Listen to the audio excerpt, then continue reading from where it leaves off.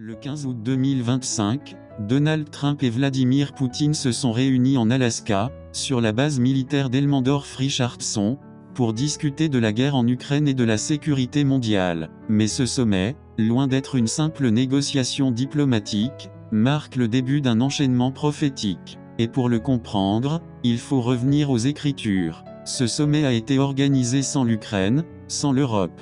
Deux puissances nucléaires se sont réunies, seules, pour redéfinir l'avenir du monde. Le lieu choisi, l'Alaska, n'est pas anodin, ancien territoire russe, base stratégique américaine, symbole d'un monde bipolaire qui se resserre. Mais ce sommet n'est pas une solution, c'est un signal, un avertissement, car selon 1 Thessaloniciens chapitre 5 verset 3, quand les hommes diront « paix et sécurité », alors une ruine soudaine les surprendra. Ce sommet prépare ce cri, mais avant qu'il soit proclamé, un autre événement doit se produire.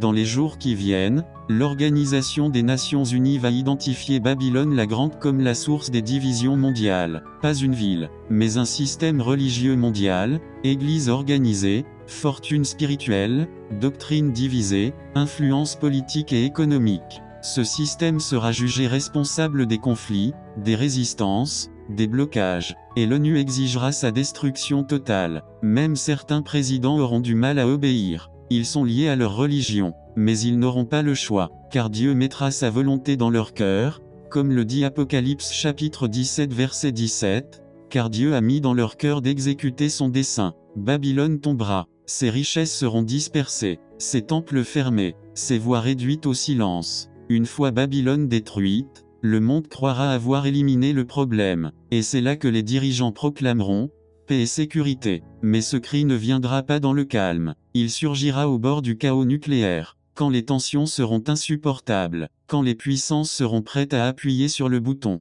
Et alors, comme le dit l'Écriture, une ruine soudaine les surprendra, comme les douleurs de l'enfantement. Ce ne sera pas une paix divine, ce sera une paix imposée, une paix trompeuse, une paix qui précède le jugement. Babylone est déjà tombée, et maintenant, c'est le monde qui vacille. Ce cri de paix sera le dernier avertissement, et la ruine tombera. Ce n'est pas un scénario politique, c'est une prophétie, et elle s'accomplit sous nos yeux. Alors que faire? Ne pas se laisser séduire, ne pas se laisser endormir. Ce monde ne cherche pas la paix de Dieu, il cherche à survivre sans lui. Préparez vos cœurs, cherchez la vérité, restez éveillés, car quand ils diront paix et sécurité, ce sera le début de la fin, et Babylone, déjà tombée, ne se relèvera plus.